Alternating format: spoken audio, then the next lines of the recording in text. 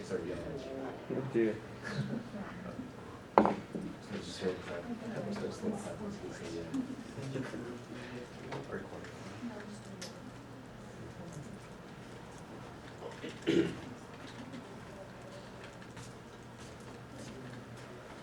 All right, we did a presentation on Jing. It's basically a, well, let's just go to the description of this. Okay, what is Jing? Jing's basically a program that you run on your computer. You have to download it, but it lets you take pictures of your screen, like screenshots, and also video screenshots.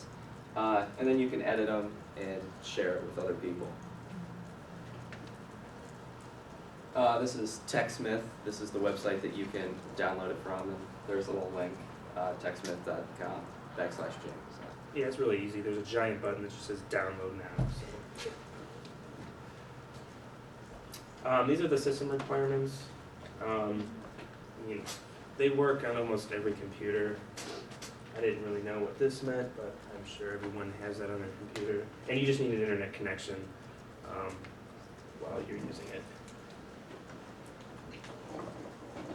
The cost, it's completely free, but it is very limited.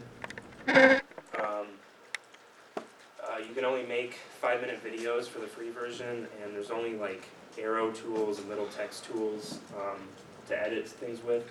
Snagit is the first upgrade, that's $50. That allows for more editing, and I think for unlimited amounts of video. Camtasia is the third upgrade, that's $300. You can do a lot more with videos. This, I think, is offered here. If you're an instructor, you can ask for a license for it. And the final version is Camtasia Relay. This actually didn't have a price. You'd have to call and get a quote, because this is for more like businesses and companies that do presentations and lectures. So you can post like a whole lecture online, and there's a lot more editing tools this way. All right, then, some of the subject areas that we found this works really well for is math. Like if you're trying to explain a math problem, you can show it step by step. I think we'll show you all these a little bit later. Writing, you can go through and show them where they made mistakes and why they made mistakes. You can add like a voice commentary of it and explain it to them. And then in technology classes, you can actually teach people how to run programs or download programs, because they can actually see your mouse going across the screen and what you need to click on in which order. Yeah, these are these came up right off the website. They give real examples of how teachers are using them now.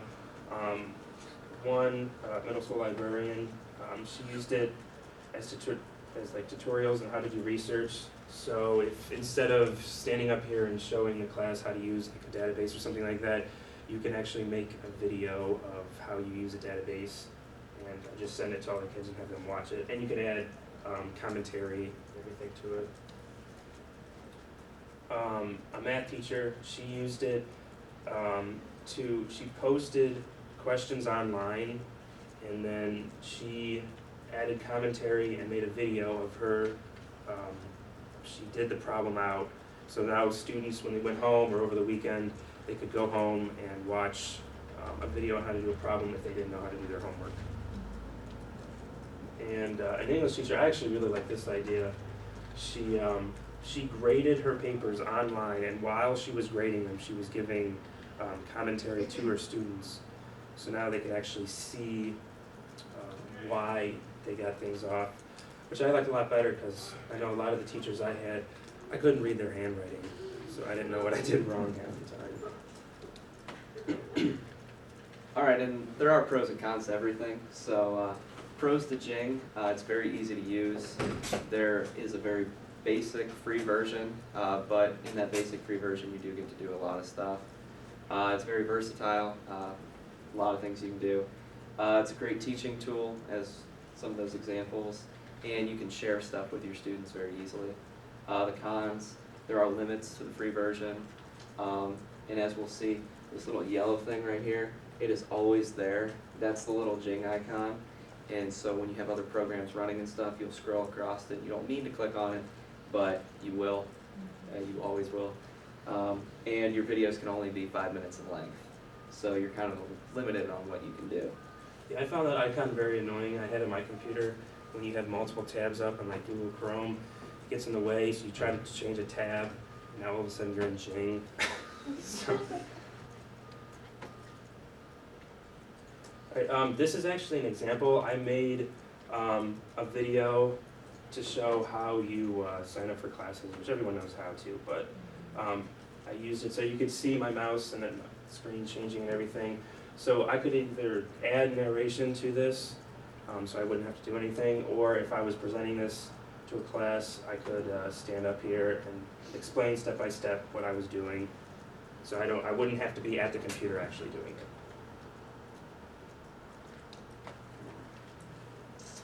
These are some hyperlinks. This one is called I Love Ed Tech. This one, I think, actually had more examples on how to use Jing in your classroom. And this one, the Teacher Challenge, this had lesson plan. Well, it didn't have lesson plans, but it had a lot of ways you could use it in your classroom for lesson plans.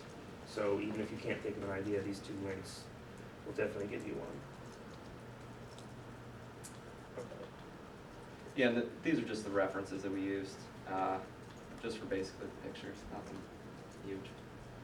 So now we're just going to go over a demonstration of how you make a video or a picture.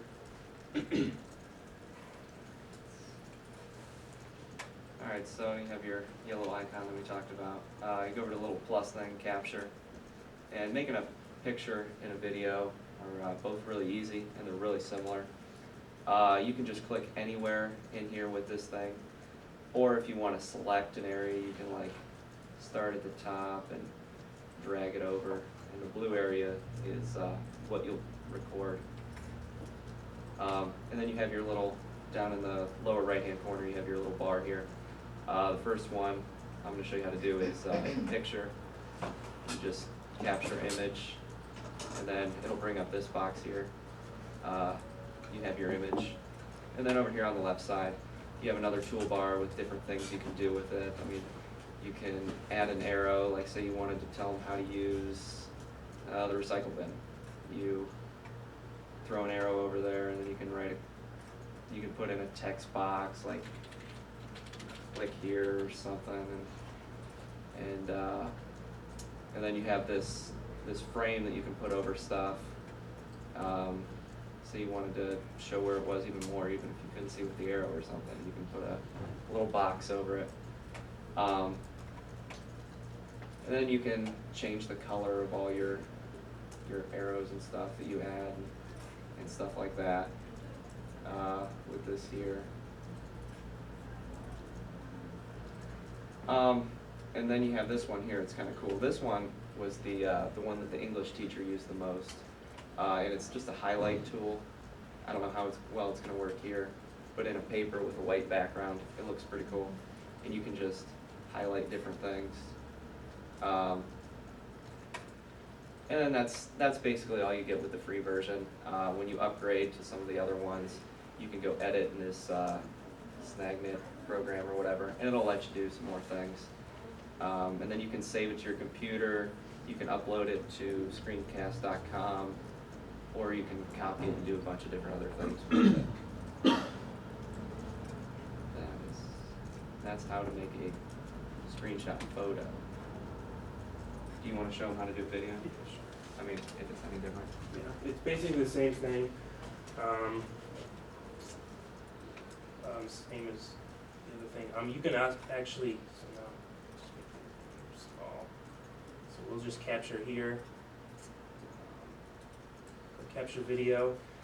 It says there's no mic detected, but on most laptops there are mics, so it'll record your voice while you're doing it. So now we can just show them how to actually use the recycling bin. And I don't know, just pretend to click empty or something. And then when you're done, let's stop. So now here's the video. The only thing I did find that was probably another con for this was when you wanted to save it, it saves as some weird file that only opens, I'll just save it real quick in my videos. It saves it as a video that only opens in Internet Explorer. Actually, see, this computer's not even, doesn't even know what to open it with. I was actually still able to use it on Snagit. I mean, on Prezi, and I think I tried to use it in our movies that we made, and it still did work. So this format will work and stuff like that, but I don't know how it works with sending it over email, just because it only opens in an internet browser, so I don't know how well that would work. Another example, I just thought of this, another example of Jing, or a program like Jing, was the people who did the Google group, the Google Earth group. It looked like all your videos were showing how to use Google Earth. That's a good example of what Jing does, because you actually saw the person's mouse going through Google Earth, opening up different things. You saw the steps on how they were getting to where they were going. And I mean, that's what Jing does. Great tutorial tool. Yeah. So that is program Jing. Thank you. Well, I now have the answer for your question about how to open that file, maybe in other kind of browser. Yeah. Not so sure.